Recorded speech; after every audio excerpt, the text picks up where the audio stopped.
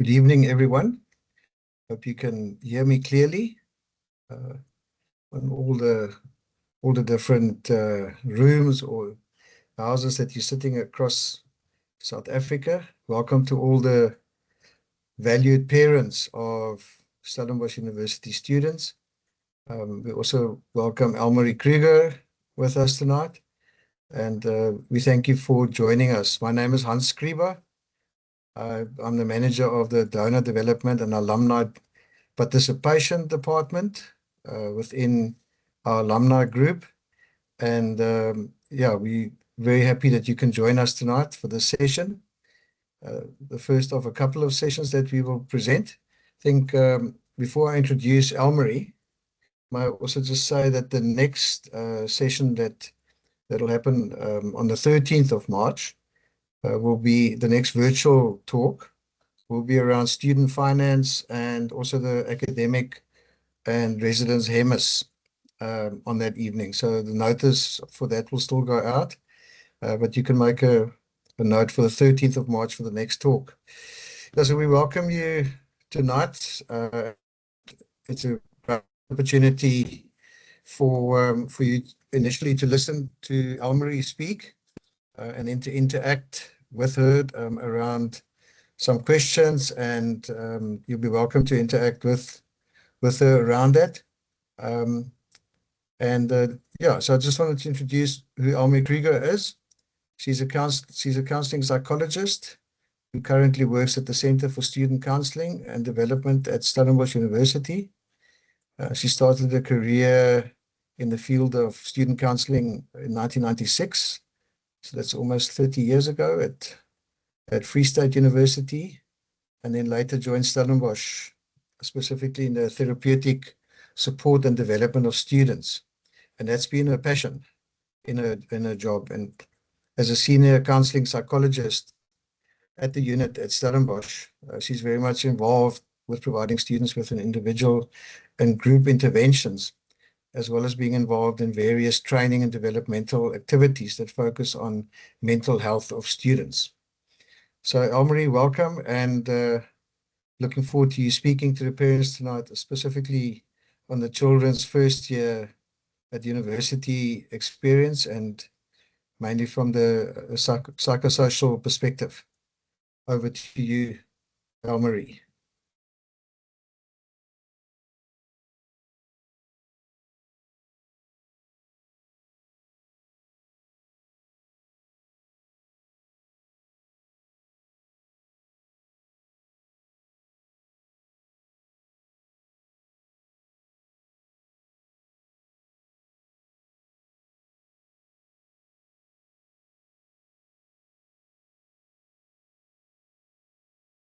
Thank you very much. I'm just checking whether they're uploading the PowerPoint.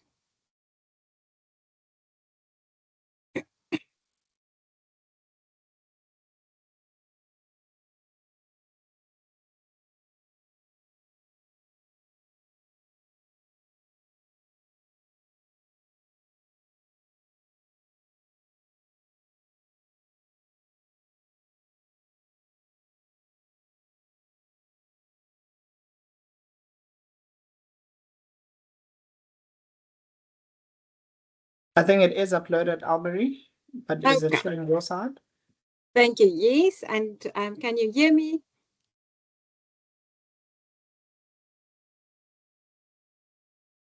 Dewi, can you hear me? Yes, yes, we can. Okay. Thank you. No, because it says my mic has been disabled, so I'm just checking. No, we can hear you. Thank you. Okay, I just want to see, is it showing? Can I do the slideshow icon to see? Yes. You see it as a. I just want to see. Sorry. Let me just see whether it's. Do you want to maybe thing it on your side? I want to see whether I'm able to. Okay.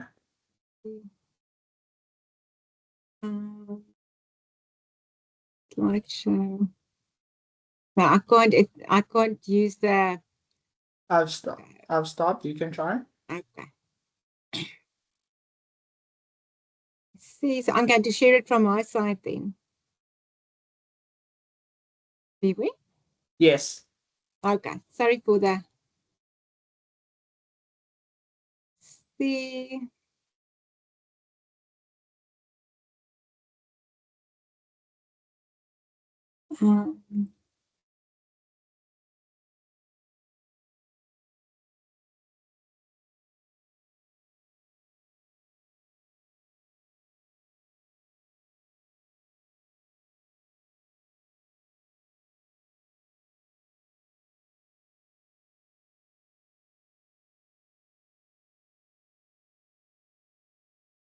I'm just going to share my screen. Okay, can you see the screen there? Yes, we can. Okay, so I'm going to start. Thank you very much. Thank you for the introduction and for your patience as well. Yeah, so I was once sitting with colleagues and a few years ago, and we were just saying that complaining about students calling us tannies. And then one of my colleagues said, just wait until the parents call you Tanny. And yeah, I'm afraid I've reached that stage probably now, but I hope I can still import a little bit of wisdom to you. So I am from the Center for Student Counseling and Development.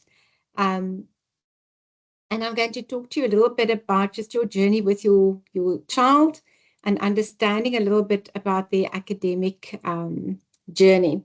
So I've been asked to just talk a little bit wider. So just to say that faculties and departments and even modules have their own individual characteristics and expectations and environments. In general, however, students are expected to function independently, take responsibility and have agency and commit to also do their part. So when they struggle, students can, of course, reach out for help and make use of the various resources available. But it also depends on students to take initiative and to let the faculty and others know where they need help and support. In some courses, there are compulsory tutorials and practicals, or students are required to do professional training off campus as part of their course.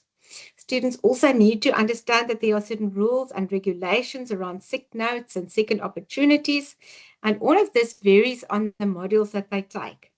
So students must make sure that they familiarize themselves with the electronic platforms and the communication channels of their modules, as well as the processes involved in making appointments with staff. Where they struggle, they can always reach out to support and administrative staff within the faculty, as well as outside resources like the Center for Student Counseling and Development. But we can, however, not know the inner workings of each faculty as the student counseling. So we normally also refer them back for some practical and technical advice back to the faculties where necessary. So remember that each faculty has a person that's dedicated to student support.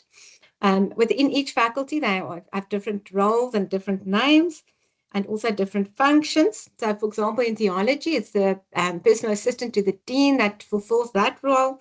But in engineering, for example, there's a support person within each engineering stream, as well as a central person who helps with referrals and assists students with the help they need.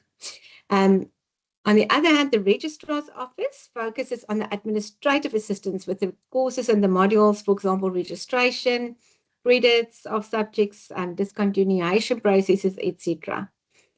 It's also important to know that the additional services that faculties can sometimes offer, students must also be aware of that. So sometimes a faculty, for example, engineering, they employ 2 consultant educational psychologists who assist students in that faculty with academic support and skills.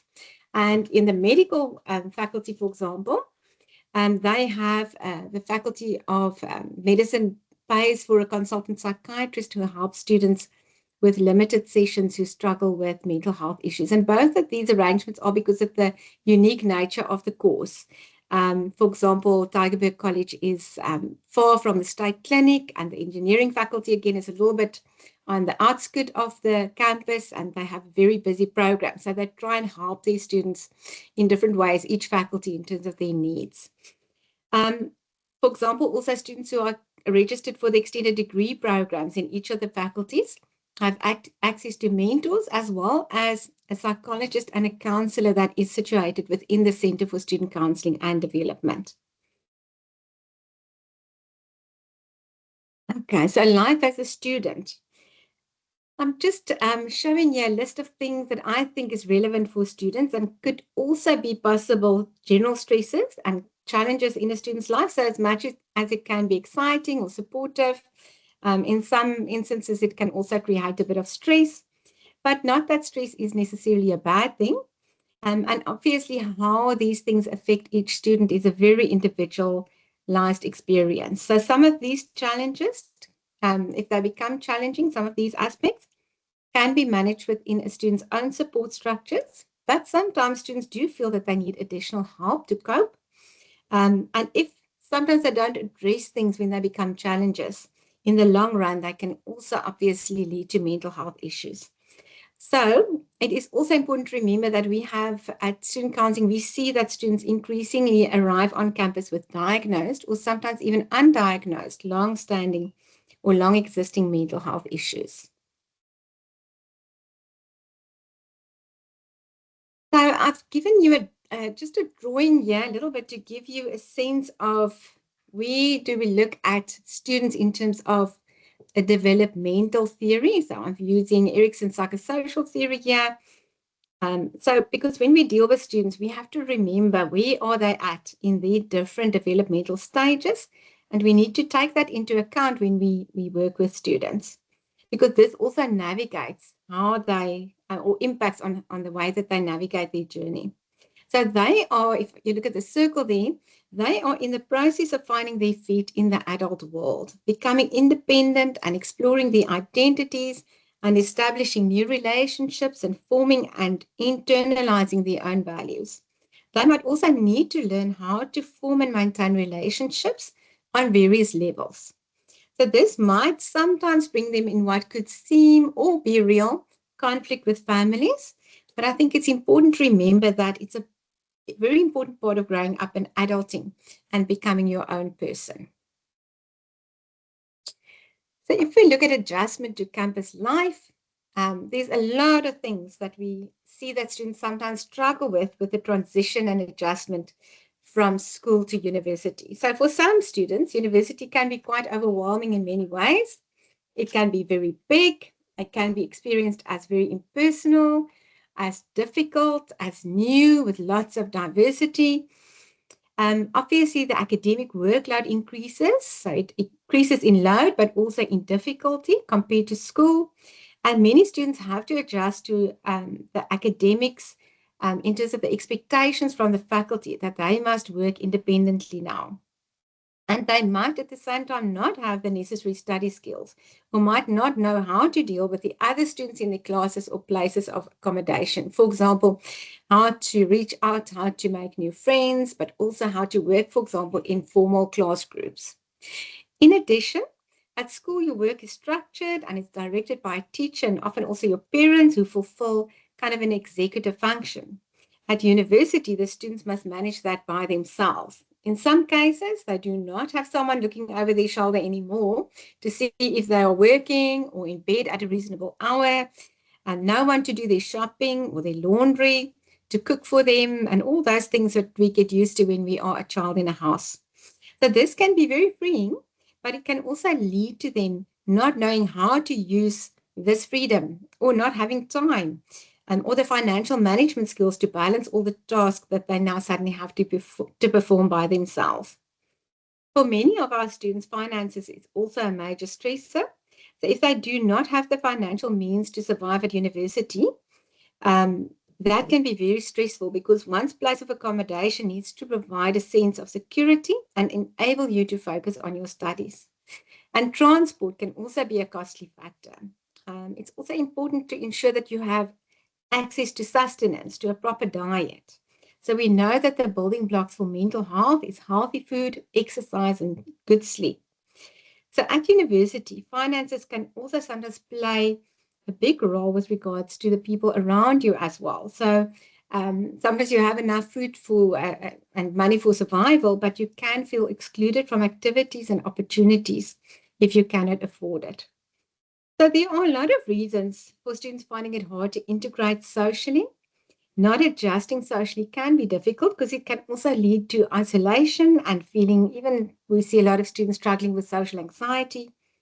On the other hand, on the other spectrum, too much partying and not managing to say no or giving into FOMO can obviously also lead to its own set of challenges. So the Center for Student Counseling and Development offers workshops for students with regards to time management and study skills and preparation for exams and stress management around exams, etc.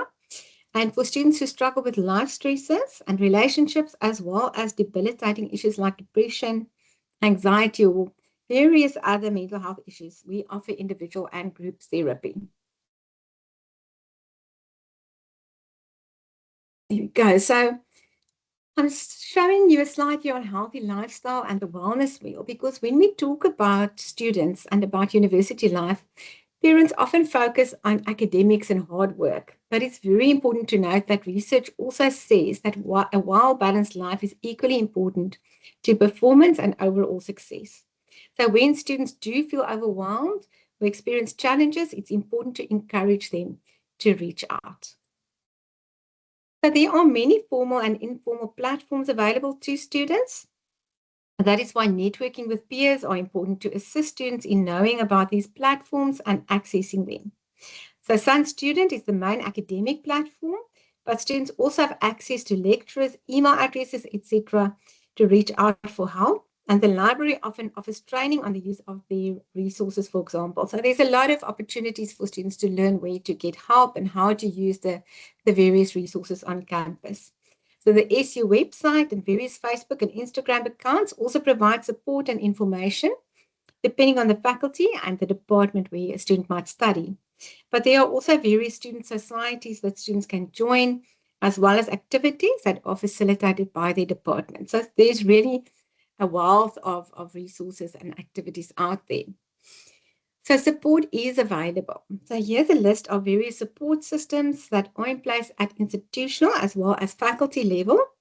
And during the welcoming period, the faculties all offer programs to make students aware of the internal rules and procedures that apply, in addition to introducing them to the support staff and structures. So students also receive a course guideline for each module with relevant information that they can consult when needed. So institutionally, students can also reach out for help to the various services that I've listed here. Intentionally integrating into the living space and connecting with peers plays a big role in helping students to make the best of the university experience. Go to the next slide. Where's my? There we go. So, like I said, there's a wealth of resources. I am from the Center for Student Counseling and Development. So I'm just going to stand still here for a moment. You will see that we have 4 units, and each of these units attend to an aspect of wellness for students. So we try and look at the holistic wellness of students. So we offer free and confidential counseling, therapy, and guidance on various aspects of wellness. We often work very closely with other stakeholders if it's necessary, but it's important to note that the nature of our work and that we are all registered with a board, a professional board, prescribe that we cannot disclose any information about our clients, our students, without their informed consent, unless obviously they are a threat or risk to themselves or others. So that's the only case where we can overstep that boundary. But in a previous slide, I also referred to food security. So we do also offer social work services, but it's also important to note that the social workers and our staff do not have an allocated budget. So they rely on the connections with the alumni office and some caterers, for example, on campus and other beneficiaries to assist students with mostly things like food vouchers or parcels, things like sanitary wear drives and donations to assist students who are in need. So they first do a holistic assessment before being able to assist a student. So I also want to stand still a little bit at the crisis service. So we partner with ER24 to provide an after-hour crisis service. So during the day, the crisis service is situated within our center. It's a walk-in service or by appointment, but any student in crisis will be able to get help as soon as possible. And after hours, ER24 provides that service for us. So they provide a free counseling service The medical service, however, is also the same number, but it is then for the cost of the student. So the crisis line provides the two services, but the counseling service is free of charge. But unfortunately, the medical service is then for the cost of the student. If they are looking for that number, it will be on the back of their student card. So it's very important. You're also welcome to make a note of it and to jot it down and keep it on your phone, but it is also available for each student on their student card. And here is the Stellenbosch Student Center for Student Counseling and Development, our central reception, and as well as the one on Tygerberg, and our details there, all our different email addresses and the different services that we deliver. We also have Sun Success, which is our self-help web app that has been designed specifically for students from Stellenbosch University, and it looks at all the various wellness aspects and just helps them with tips, and then also refers them to resources where necessary. So this is a very valuable tool that we rolled out at the end of last year. And I think it's important that students also know where to find it, because that will also lead them to the different help they might need. But then to talk to the parents specifically, so I tend to look at the various parental support. I think it's very important that there is parental support. I don't really want to call it problematic parental roles, but maybe just to say that one should be careful to be what we call a helicopter or a lawnmower parent. So the one hovers over the child, checking, monitoring, and maybe even over controlling it, but seeing that as a way to express care and love, but can be experienced as very demanding and with a lot of pressure that can go with that. On the other hand, there's what we call the lawnmower parent. We often a parent will be the person who removes all the obstacles in your child's way, but in that way, not teaching your child how to be resilient and to tackle issues by themselves. So it is important to be supportive and express care, but to do so in an unconditional and respectful way. So respecting their privacy and responsibility to make their own decisions. And that might not always coincide with the decisions you as a parent might have wanted to make for them. But unconditional also does not mean that we need to approve of all the behavior and ideas, but it is important to give them the safe space, the safety to talk about the differences and the consequences, but to also let them know that you love them and support them anyway. So we see at student counseling that students do not necessarily stop certain behaviors and attitudes that might not meet the approval of their parents, but they just tend to get better at hiding them.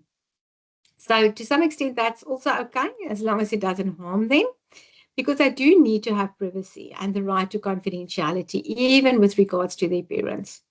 But when you are concerned about harmful behavior, it is advisable to talk to them in a way that is not about punishment and being rejected, but rather about consequences and finding a solution and resources. So the other extreme is what the students I see in therapy term Facebook parents, that lower right-hand picture there, image there. And they say they would then say, but I've got parents who would brag about me to my friends and family, but not feel like they invest in me, into the relationship or emotionally or financially or otherwise. So that would be what my students will call Facebook parents. So what to do then? I think from my side, someone who works with students and have worked with them for 30 years, a little bit of my perspective is to listen to your child. Have a conversation with your child, but allow them to do. Trust their skills and development and their abilities. Your support can be like a safety net or a trampoline in case the trapeze artists lose their balance or something goes wrong up there. So we realize in some cases more action might need to be taken, because sometimes you do need to take into account, whether someone is at risk or going to be harmed. But take into account when you do act, whether your actions allow your child to grow and adult or whether it disempowers them. So encourage your child to be inquisitive and to engage with other students, to attend the faculty and other events, to get involved in their clusters or their residences or community societies or various other groups on campus. Allow your child to do things for themselves as far as possible and believe in their resources and abilities, and for them to believe in their resources and abilities. So make suggestions, inquire whether they followed up, but only really step in if you realize they are really, really not able to do so. Okay, so that's just from me. I'm going to stop sharing, but we can open up the floor if you have any questions and want to engage in the chat. Just want to see if there's anything there that I've missed. Don't know, be aware whether there's anything I need to answer. I'm just quickly having a look here. Yes, there is a question on the meal booking system that I think. Yes, that, yeah. Are you, yeah, the mail booking? I have no idea because I don't work within the residence environment. But I also see, I just want to, before you or someone else comments, I just see that the Monica Basson is one of our support staff members within the Faculty of Agri-Science. And please remind your child, if he or she has had an exam concession at school, that tomorrow, Friday the 21st, is the last day students can apply for exam concessions for the first semester. So there will be another date in August. So the concessions do not automatically carry over. They have to apply. For some students, they realize for the first time that they need a concession, and then they can apply through Skryftyd at sun.ac.za, but all the forms and information is also available. I see Monica posted the web information there. Yeah, so it is important to make students aware, because sometimes they might need an interim concession, they might go through a difficult mental health issue, they might have a medical issue, but sometimes it's a long-standing issue that they need concessions for. So make sure that they do there. Yeah, so I see the question about the residence booking system. Unfortunately, I don't know much about that.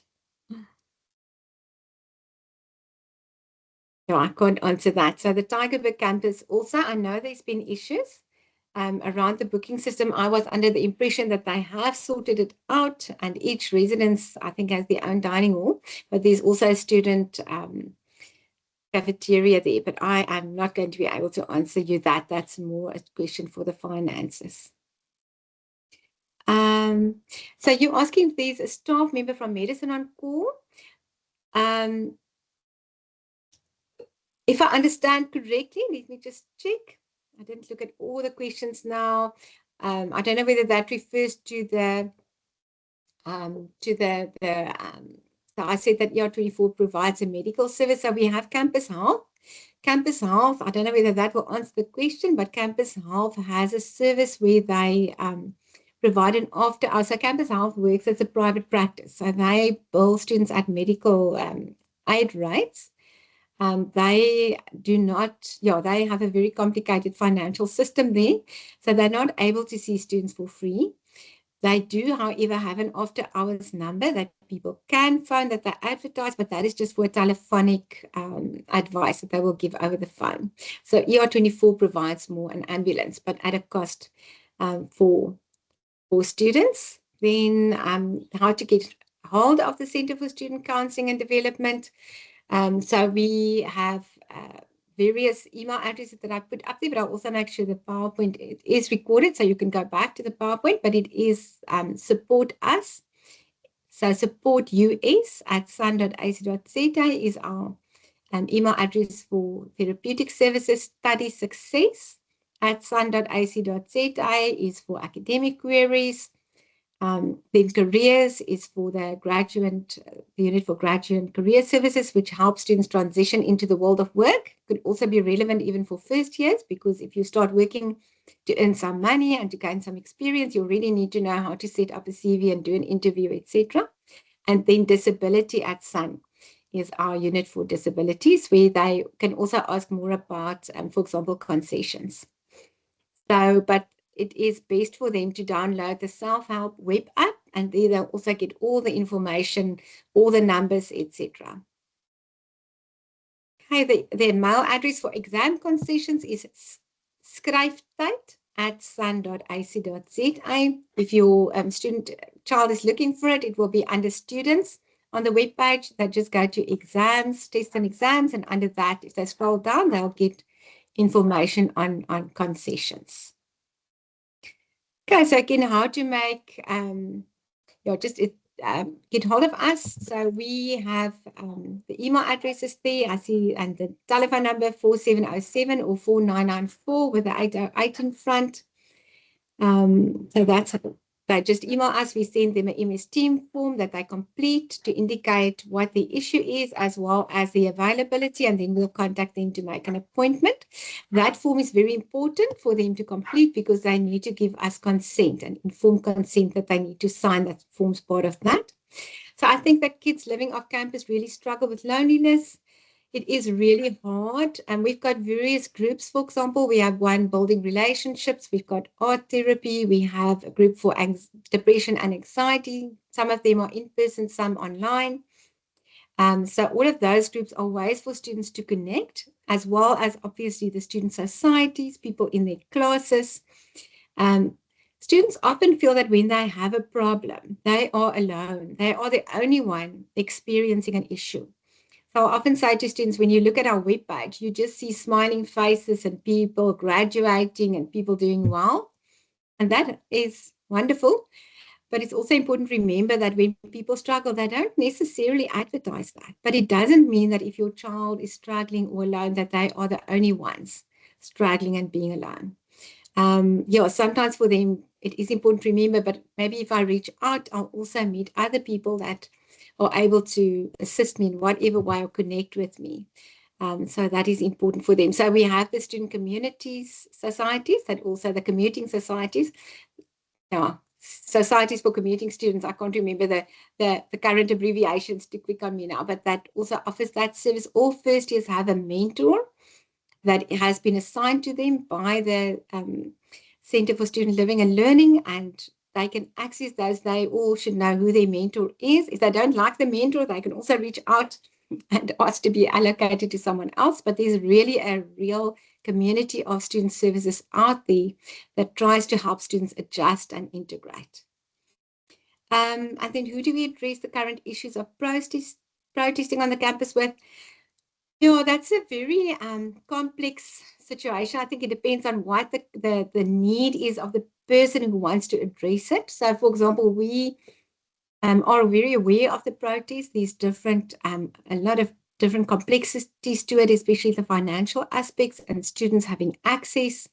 So it's really real issues that students sit with, but also students might feel affected and might feel, oh, I'm being stressed out by all of this. I don't know how to handle it. This is new for me.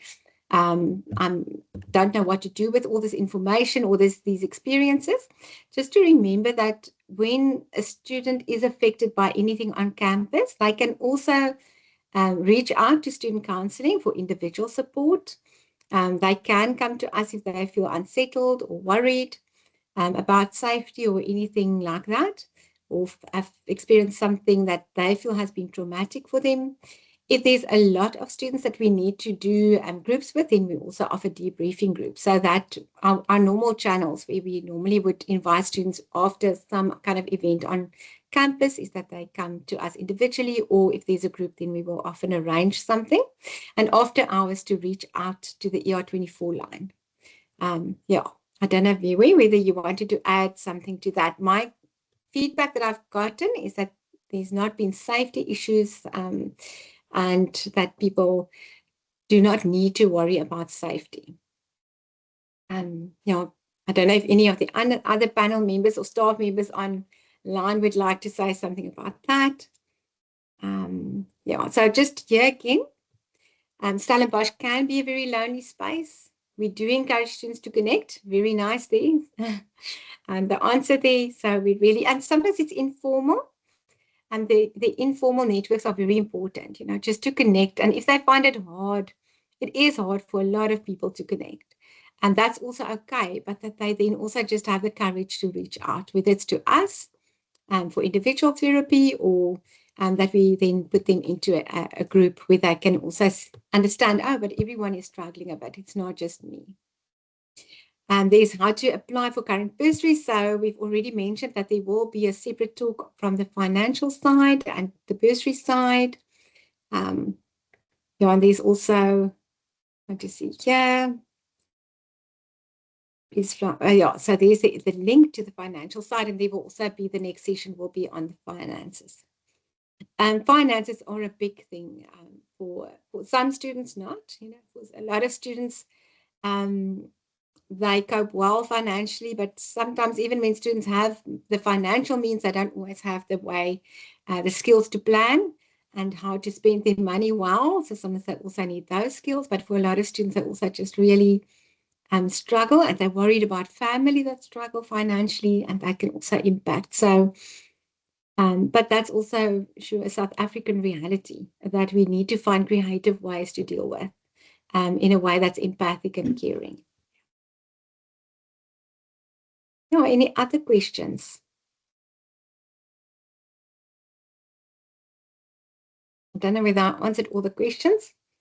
Just to say, so again, it's good to put, you have expectations from your child. You want them to do well. But remember, it's their academic journey and not yours, as much as you are there to support them and to encourage them and be happy with them and maybe sad with them at times. But it's their journey. And sometimes when people are under pressure, whether it's from finances or just from expectations from family or friends or other people, they can go into fight flight. So pressure can be good. We want a little bit of pressure to motivate people.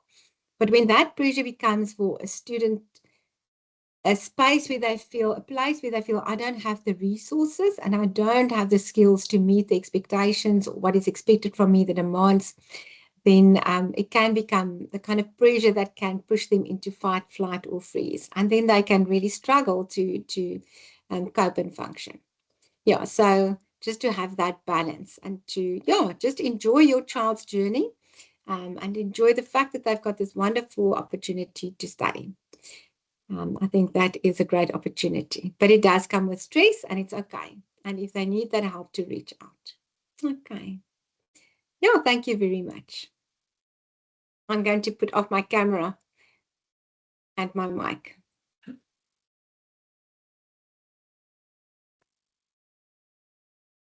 Thank you so much, Almarie. That was a really thoughtful and nice dialogue for our parents, as well as kind of understanding of how Stellenbosch University actually works and how can parents support their kids. I think that was very informative, very insightful, and we really do appreciate you taking your time. And also thanks to all the parents that were listening today and were able to kind of engage with our staff members, as well as to the staff members that were able to answer some of the questions that we have on the chat function. So we really do appreciate you taking your time and joining us tonight. We will be having another session on the 13th of March. It will be on student academic HEMIS as well as residence HEMIS. So this will be by the Deputy Registrar Ashman Daniels, who will speak more on what exactly academic HEMIS is and what exactly is residence HEMIS and how can your students be ready for that. So thank you so much. Have a good evening and enjoy the rest of your time. Thanks, Almarie. Bye. Thank you. Bye, everyone. And thank you for arranging it. Thank you.